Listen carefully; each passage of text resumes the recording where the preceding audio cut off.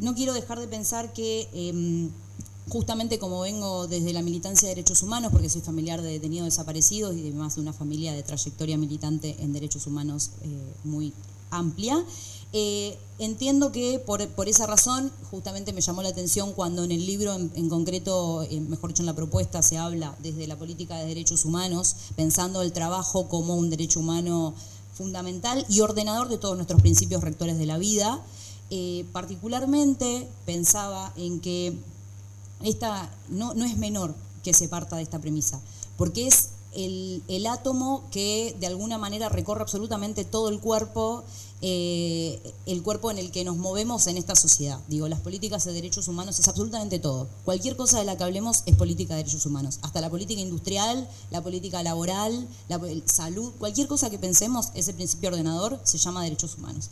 Cuando pensamos en esto, tenemos que bajar un poco a tierra y decir, bueno, ¿en qué nos vamos a enfocar? Particularmente quiero poder poner mi acento en lo que a lo que yo tengo más trayectoria y por ahí me dedico un poco más, que tiene que ver con los sectores más vulnerables, y hay una crítica, más que una crítica, es un aporte al trabajo hecho, porque vos, Federico, citás poblaciones vulnerables. Aquellas poblaciones vulnerables que están contempladas son los jóvenes, pero particularmente quiero hablar de los jóvenes en conflicto con la ley penal, los jóvenes y las poblaciones carcelarias. Son poblaciones que nos importan porque dan discusión a favores y en contra, pero no dejan de ser seres humanos, de los que tenemos que ocuparnos porque son salidos de nuestra sociedad, la sociedad que nosotros gestamos, pensamos y de la que también no nos hacemos cargo muchas veces.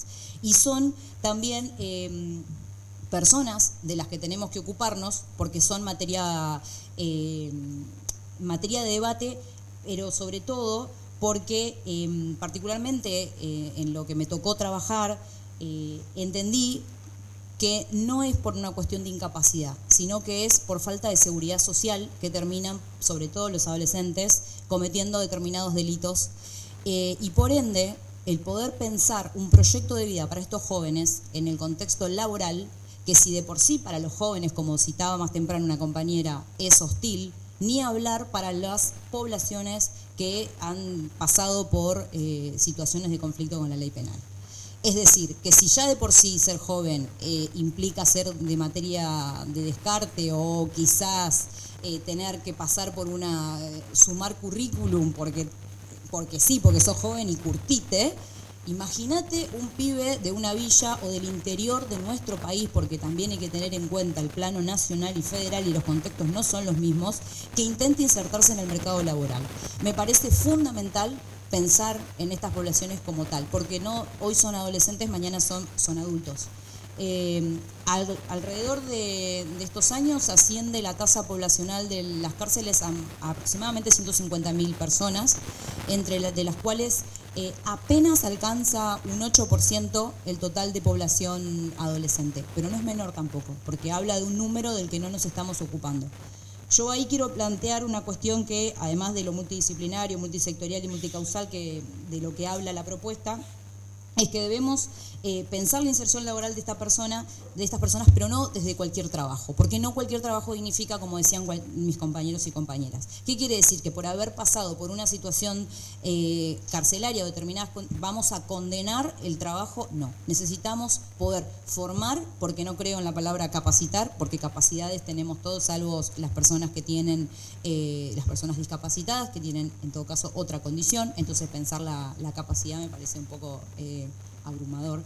Creo que pensar la formación en concreto tiene que ver con permitir a estas personas desarrollarse dentro de nuestra sociedad, y justamente pensarse en nuestra sociedad implica, porque la ley de trabajo habla también de protección especial a los trabajadores mujeres y migrantes, pero no dice absolutamente nada en concreto de las poblaciones del adolescente en conflicto con la ley penal. De hecho, no me van a dejar mentir quienes son abogados que dedicarse al fuero penal y dedicarse a lo juvenil es una especificidad muy amplia y muy específica, y digo, es muy compleja de abordar, no es sencilla.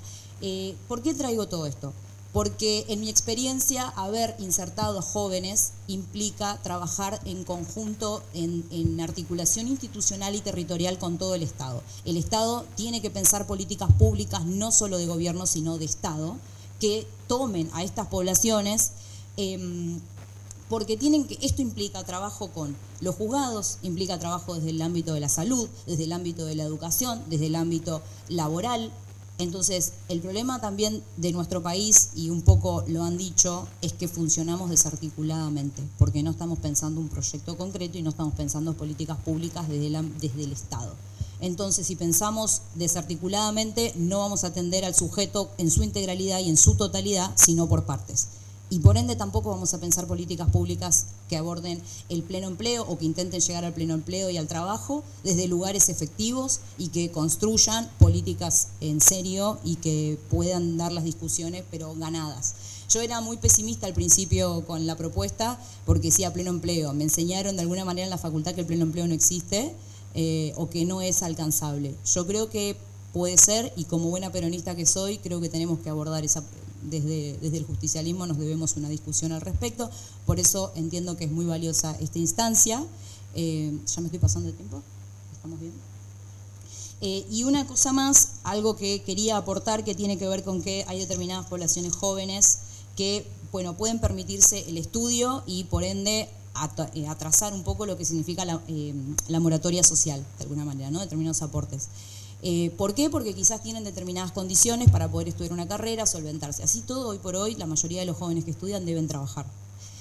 ¿Qué nos queda para aquellos que no tienen la posibilidad ni de pensarse en el estudio y trabajo en paralelo, sino desde ninguna de las dos alternativas? Entonces, tenemos que pensar políticas públicas de empleabilidad posibles, no solo desde la capital federal, sino también desde el interior profundo de nuestro país, de nuestra Argentina. Como buena misionera que soy lo digo, porque justamente muchas veces creamos recetas muy bonitas, pero después cuando nos toca trabajar, y yo por eso celebro la propuesta de Federico, piensa en los compañeros y las compañeras que trabajan desde el interior de nuestro país, porque cada región, cada localidad, como decía Leandro, no es lo mismo, entonces abordar esas políticas públicas y esas poblaciones en cada región va a ser profundamente distinto.